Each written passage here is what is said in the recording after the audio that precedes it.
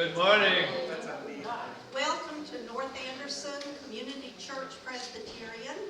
And first of all, I'd like to welcome two visitors that I know, Amanda, sitting behind Lynn, and Debbie on the back. And we welcome both of you. This is the first time for Debbie, and you've been, but it's been years ago. She moved up to the Table Rock area, but decided it was too far to drive. So she has, are you moving back here now? Okay, so welcome. The first order of business is any announcements. So if you have an announcement, let me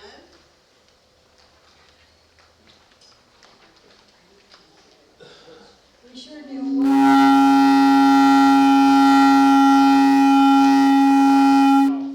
That's an important announcement. I wanted to get everybody's attention. What'd you do to it, Manila? I turned it off. Or did I? No, you're good. No, well, I don't know what happened here. So sorry. Apologies. Now that I've got your attention, 3 nights of nature are coming up. Tuesday, Wednesday, Thursday. Please come. Bring your goodies and bring a can of food if you can. But if you can't, that's fine. Bring a friend. Yeah, bring a friend and spread the word. Forward the invitation to as many people as you can. We have 3 really neat, in their own ways, speakers, and we look forward to having everybody. And anyone that has a little time after church, if you would like to stay and help us set up, we're going to sort of do that early today, so we don't have to come back until Tuesday. Thank you.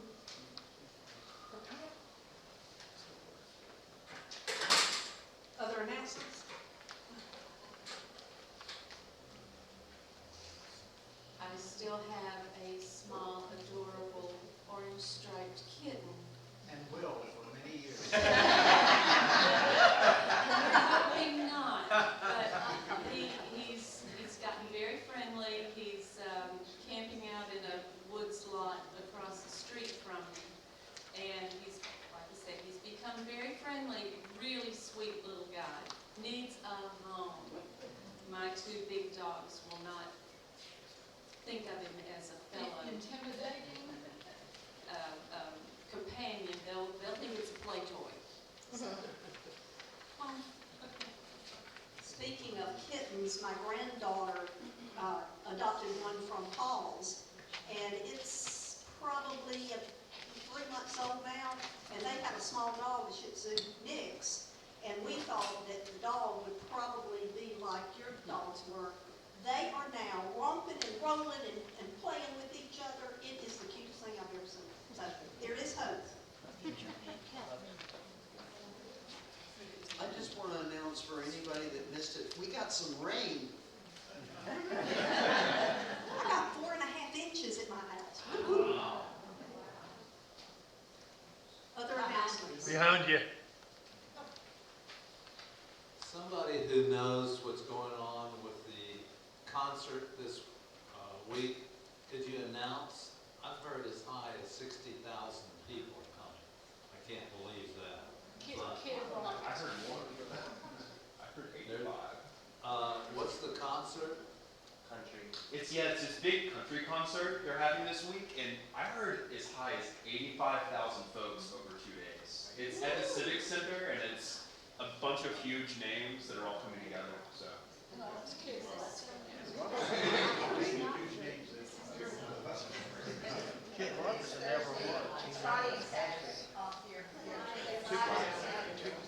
Right, so it shouldn't impact our 3 nights of nature. Where are these concerts? For those who didn't join us Friday for teenagers for the quiz show, it was fun. We had a good time. Here. Of course. About the music, for the first hymn, would you just get your hymn book a minute and turn to page 39?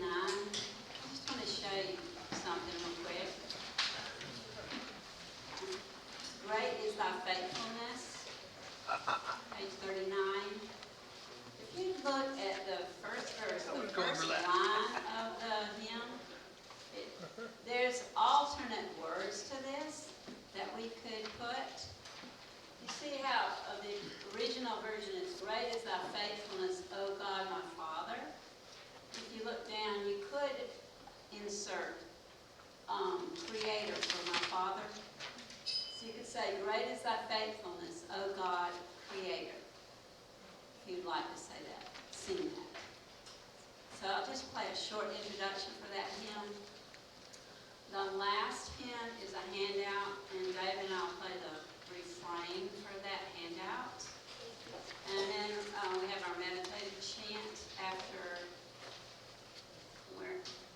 forgot where it comes, prayers of the people, and Cynthia will lead that. Other announcements? Any birthdays, I should have started off with that. Any birthdays that happened between last Sunday and today or next Sunday? No? Can I make a suggestion that the powers that be consider, and that is, I really feel bad when we recognize a birthday for someone and sing happy birthday and we're all joyous, and there's somebody sitting on the other side of the church that also had a birthday and we fail to recognize it. So I think the first Sunday of every month, we should acknowledge everybody who has a birthday that month and sing happy birthday to them all. That's what I think. How about you? And that's kind of why we started asking out loud so that we don't leave anybody out. But if we do, we don't do it intentionally. Any other announcements? Rob's down. Oh, it's good to see Rob after his hip surgery. It went very well. Good. So He I was have always a hippie. I have a quiz for you. Does anyone know the shortest poem in the English language? I do. Yes. It's entitled Fleas, Adam Adam.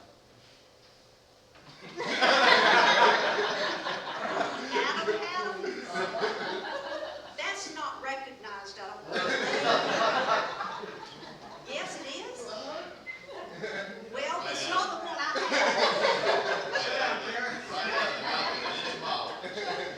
All right, so the shortest recognized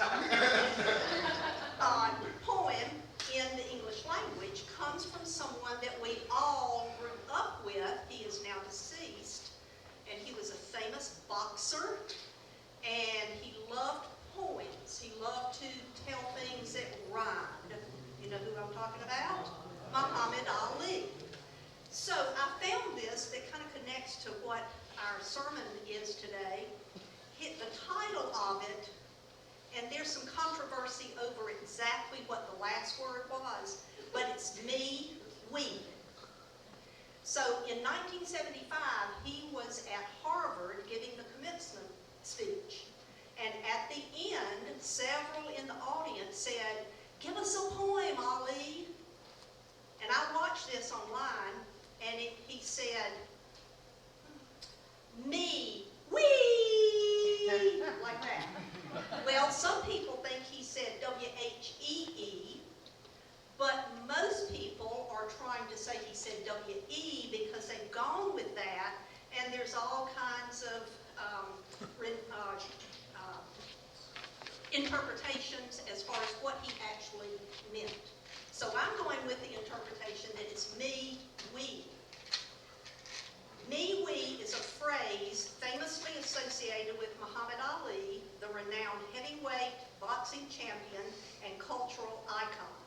It encapsulates Ali's philosophy of individualism within the context of unity and solidarity with others. The phrase me emphasizes the importance of self-belief, self-expression, and personal identity. Ali was known for his confidence, charisma, and outspokenness both inside and outside the boxing ring. He believed in the power of the individual to make a difference and achieve greatness. Me represents the idea that each person has unique talents, dreams, and aspirations that should be acknowledged and pursued.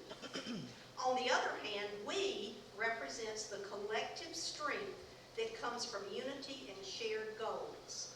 Ali recognized the significance of community, equality, and social justice. He fought not only for his own success, but also for the empowerment and betterment of marginalized communities, particularly African Americans. We signifies the interconnectedness of people and the belief in supporting and uplifting one another. Together, the phrase "me, we" highlights the balance between self-assertion and collective responsibility. It encourages individuals to embrace their own potential while recognizing the importance of collaboration, empathy, and solidarity with others. Ali's message was about harnessing personal ambition and using it as a force for positive change in the world. "Me, we" has become a powerful slogan associated not only with Ali's legacy, but also with broader movements for social justice, empowerment, and unity. It serves as a reminder that individual success and collective progress are not mutually exclusive, but rather intertwined and mutually reinforcing. So go online and just Google that and watch the end of the speech and see if you think he's saying "we" or "we." I get the power off.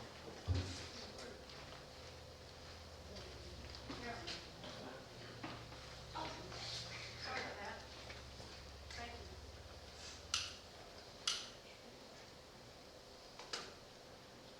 Let us worship God.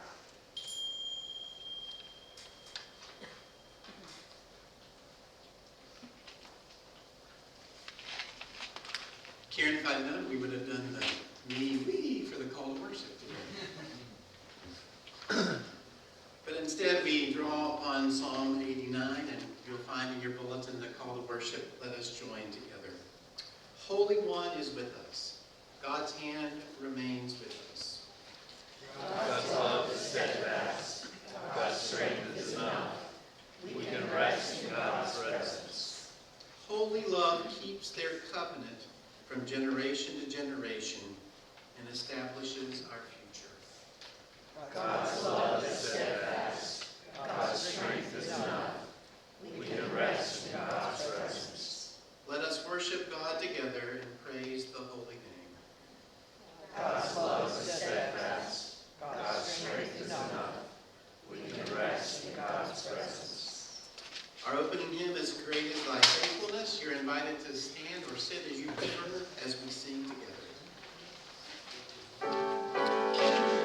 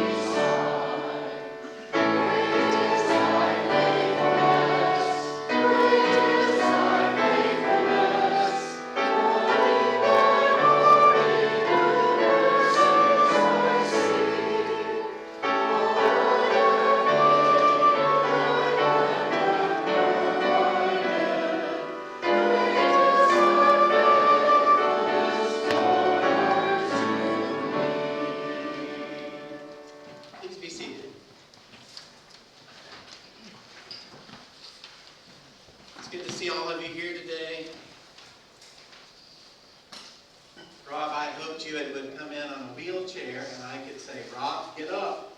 And then you would stand up on your walker. We didn't work that out. It has been miraculous. Last week I had planned to read to us from the New Testament letter of Ephesians, but after the attempted assassination of a presidential candidate, we took a moment to move in a different direction and talk about the theme of humility according to the desert mothers and fathers. But today I want to return to Ephesians, not from the same passage, but a different passage. This letter is attributed to Paul, though most people believe that it was written after Paul. And it's a little different from a lot of the New Testament letters. For instance, even though our English translations, if you read the first part of the letter, says that it's from Paul to the Ephesians, it appears to most biblical scholars that this was actually something that we would call a circular letter. Ephesus was a very important city on the western edge of modern-day Turkey. And in New Testament times, it was a thriving city, and it was a city where a Christian community was formed. But some of the copies that we have of this letter don't include the city of Ephesus in the opening of the letter. And so most people think that this is a letter that was meant to circulate to a variety of communities. Besides, when Paul typically wrote a letter, he couldn't help himself but to include personal greetings to the names of people in the communities themselves. And so, like when he wrote to Romans, to the Christians in Rome, he said, greet this person, greet that person, say hello to Junia, she's great among the apostles. Did you catch that? She is great among the apostles. But Ephesians doesn't have any of that. It's a circular letter. It's like one of those letters you open up in your mailbox and says, congratulations, you may have won $1 million.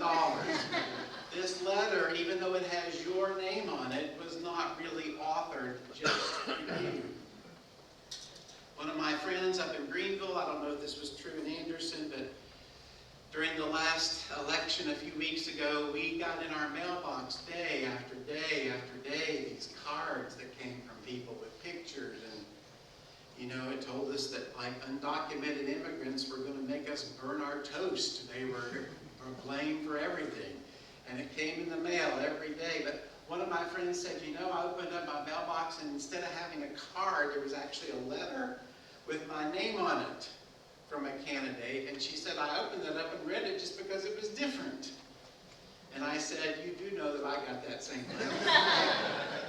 Circular letter. So, listen to a part of what Paul says in this circular letter. So then remember that at one time you Gentiles, by birth, called the uncircumcision by those who are called the circumcision, a physical circumcision made in the flesh by human hands, remember that you were, at that time, without Christ, being aliens from the commonwealth of Israel, and strangers to the covenants of promise, having no hope, and without God in the world. But now in Christ you who were once far off, have been brought near. For Christ is our peace.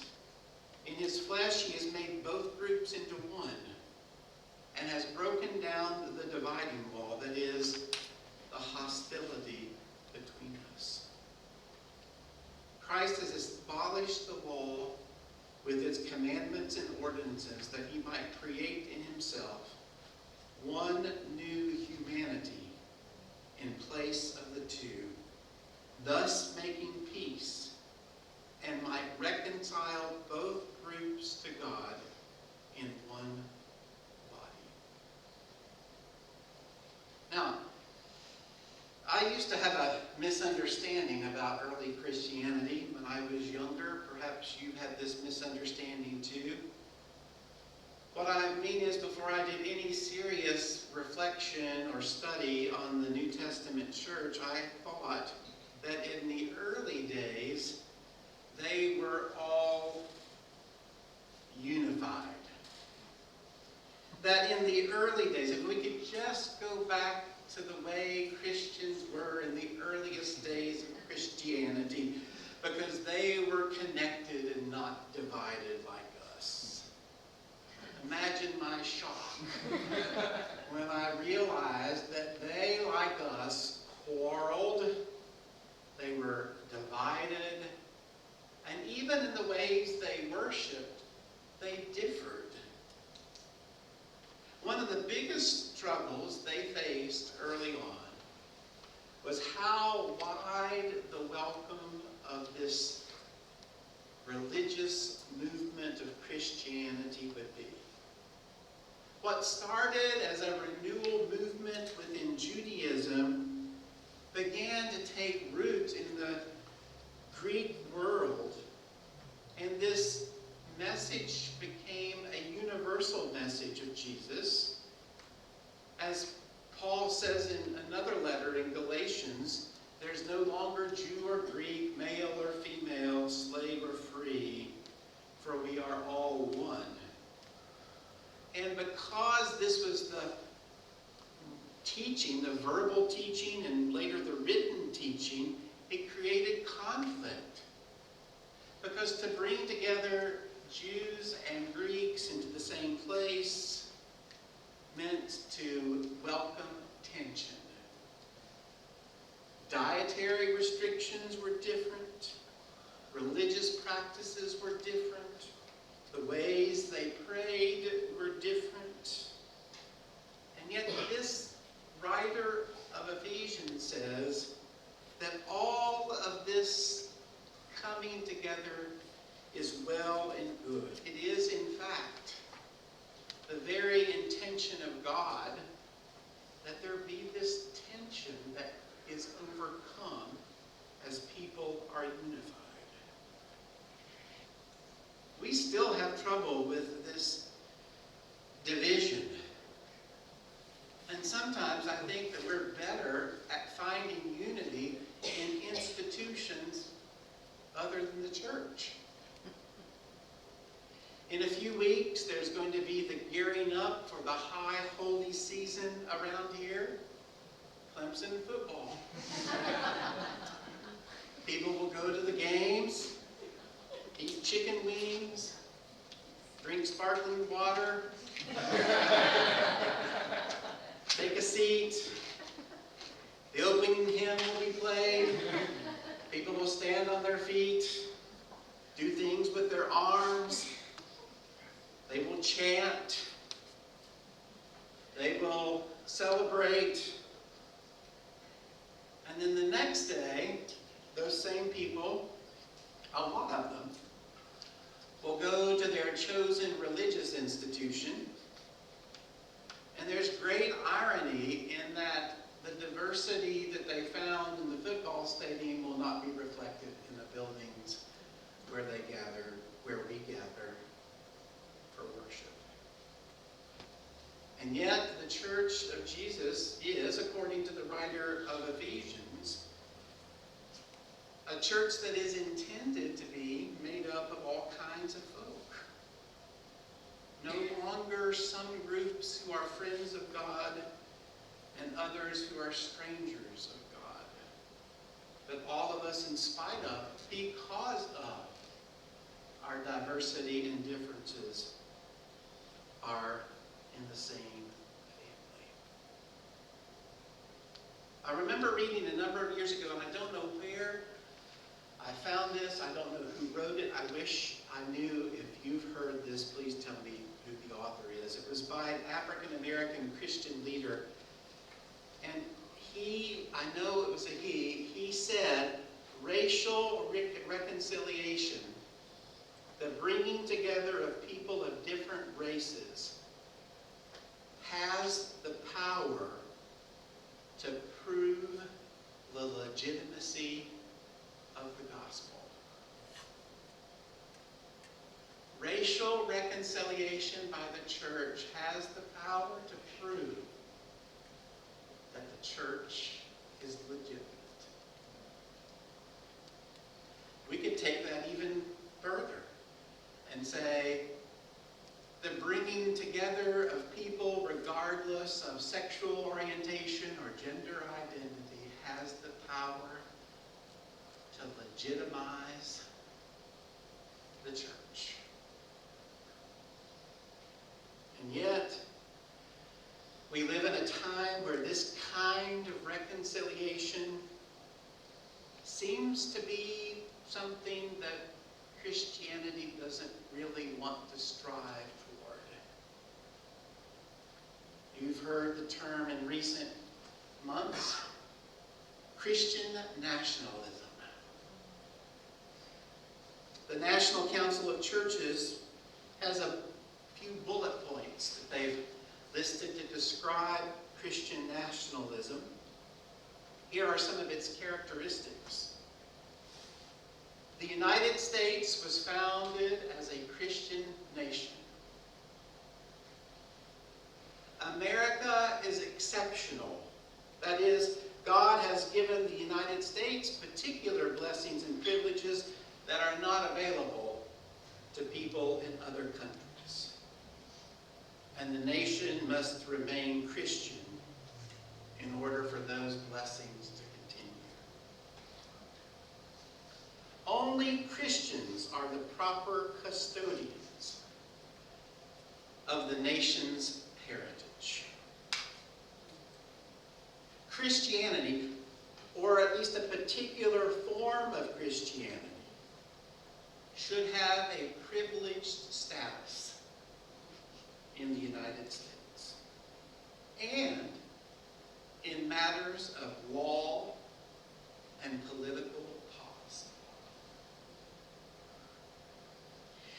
Even when their presence is tolerated, people who practice other religions, or none at all, cannot be fully American. They are not as welcomed. Their voices are discounted. And they are not to be trusted with political and cultural leadership. Christians in general, and some Christians in particular, should enjoy a level of legal protection not granted to those who practice other religions. And finally, the last bullet point. Christians have been made to suffer unjustly, leaving them no alternative but to respond with revolutionary zeal to preserve the United States as a great Christian nation. Yikes. I read this and think it is antithetical to what the writer of Ephesians is trying to get at when he talks about unity. And I want to say something very, what I feel like maybe I could only say at North Anderson. Maybe right now in this climate, the best place to look for the kind of community that the writer of Ephesians is talking about is no longer the church. Maybe in this context and in this climate, the church needs to learn from somebody else. One of my suggestions is that the church has something to learn from the public school classroom. A couple weeks ago, I went to a professional development event, and those of you who are former teachers know that sometimes we go to these professional development things and you're like, when is this going to be over? I have a 3-hour session on the new textbook that we're going to be using. and it was as exciting as it sounds.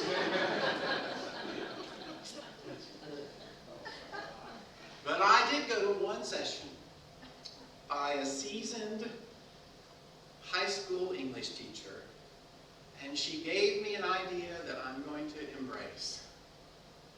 And her idea is called Free Write Friday. And on Free Write Fridays, students have the opportunity to write on anything they want to write on. Optional writing prompts are given for those who may not be able to think of something, but otherwise there's a lot of freedom and flexibility. And one thing that students can be reassured is that spelling doesn't count. Grammar doesn't count. It's just more of a way to get people to express thoughts and feelings on paper.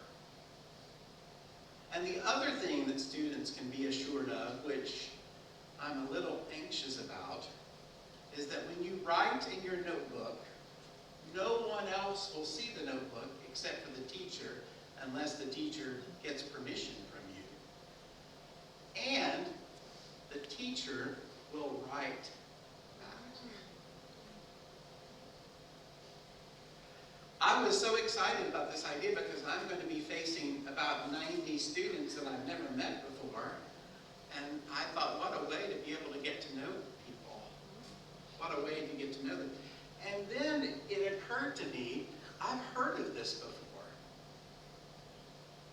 And it was from a movie. Now, you know, teacher types, we love these like utopian movies where typically the white character goes into an inner city school made up mostly of students of color, and they do something that gets all the kids involved and great things happen.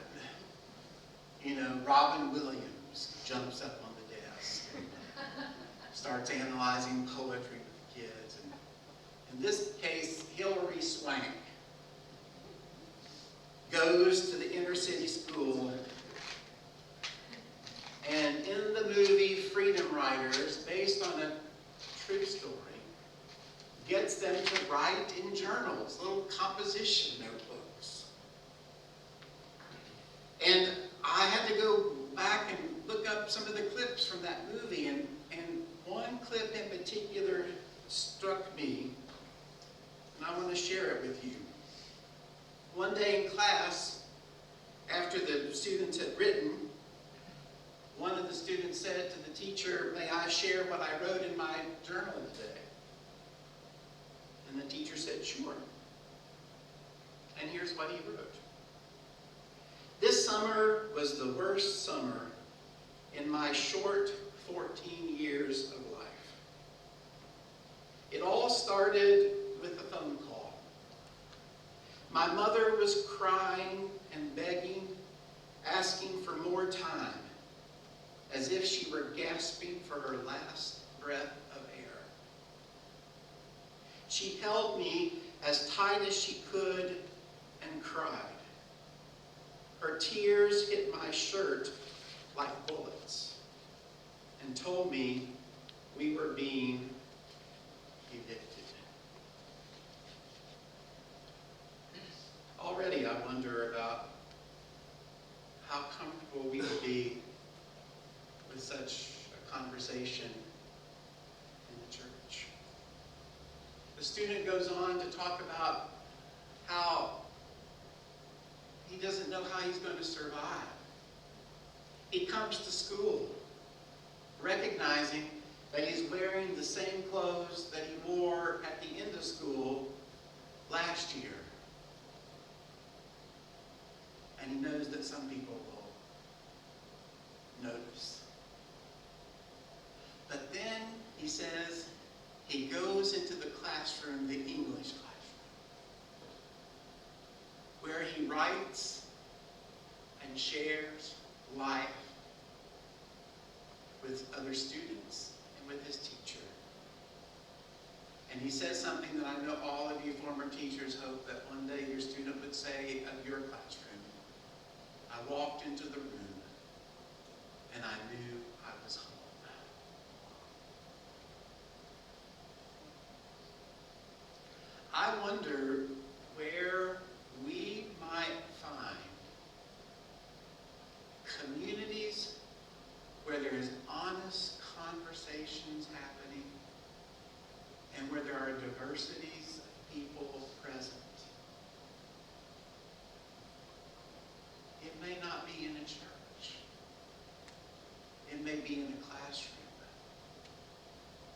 It may be at the PFLAG meeting. It may be at our book study. It may be at the rec center, where a coach takes time to talk about life and not just the sport. Ephesians says that the message of Jesus is designed to bring us together. We haven't always done that very well. I wonder where we might see it done better outside of the church. May we have eyes to see.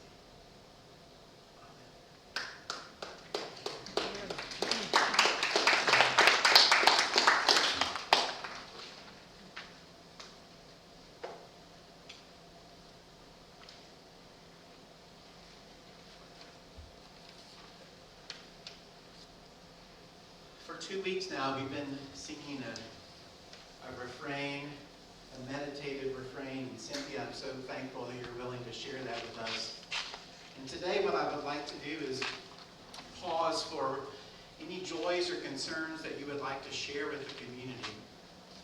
And then, as a way of lifting those up, we're going to sing our meditative refrain together. And then I'm going to invite you to have a minute of silence to do with that time what you are led to do. If you're a person who is a person with a kind of prayer pattern, use that time for your prayer pattern. If you're a meditative, more of a silent person, use it for that. There's a lot of pain and division and brokenness in our world, and certainly we need some grounding as we seek to live life together. But before we sing, are there joys or concerns that you would share today? Actually, I'm going to start. My son and his girlfriend were engaged yesterday. After 3 years, I guess. I told them that it was no longer working for me to call her his girlfriend. They needed to move it along. But I think I had nothing to do with the timing. Tell them where the wedding's going to be. So it looks like the wedding is going to be at the Vatican.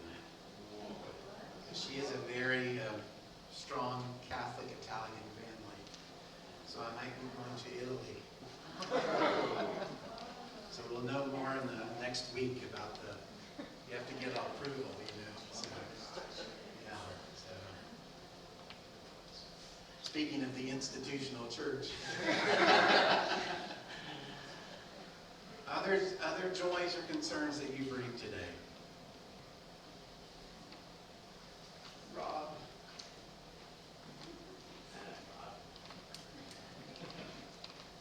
I am celebrating the hip replacement very, very well. Even better than the first one, which was amazing. And if you ever get a chance to have that cooked for you, say yes. It was delicious. Who cooked for you? Oh, yeah, well, I know. I've had that. Other joys or concerns today? I asked for traveling mercies. This Saturday, I'm going to the beach for a week with my daughter and her family, and that would include my daughter, her husband, their 2 children, 8 years old and 6 years old girls, their dog Blaze, their 2 kittens, Zoom Zoom, and Cuddles. We'll have a great time. I was going to say, Lynn says one more won't matter. It's the same color. Prayers for Sierra. She's not feeling the best. And we've also just been hit with school and work and school and work and school and work. So it's been a lot, but I'm happy to be back and hopefully she'll be back next week. Okay. Thank you. Are there others? So we continue to pray for our world, for war and division, and we also continue to pray for our nation in the midst of the political turmoil. So Cynthia, come and lead us in singing, and let us use the time after singing for silent reflection. Those of you who were here 2 weeks ago had the experience of having Laura Collins teach you this song. So those of you who were 2 weeks ago and last week already have had a lot of practice. So sing out. And those of you who weren't here then, or who didn't sing then, get a chance today. Okay? Want me to play through it then? Yes, please.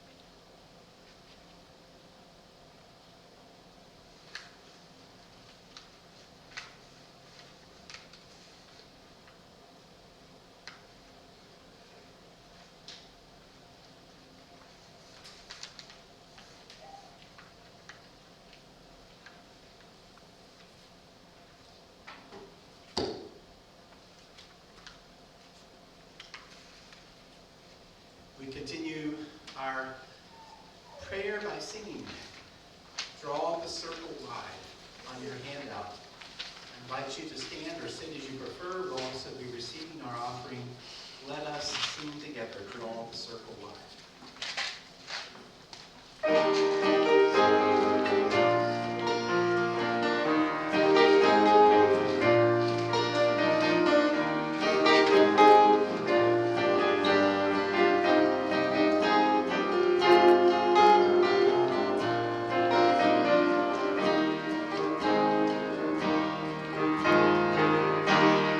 Circle wide, draw it wide.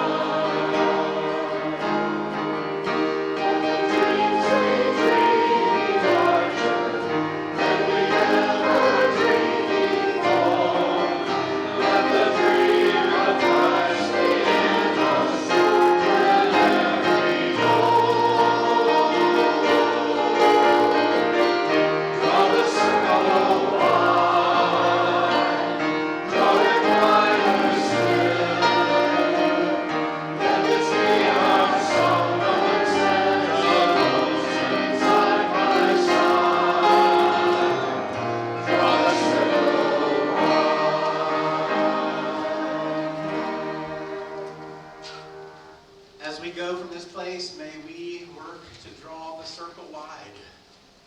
And may we not be so arrogant as to think that we are the only ones with the answers as to how to do it. Go in peace. Amen. Please be seated.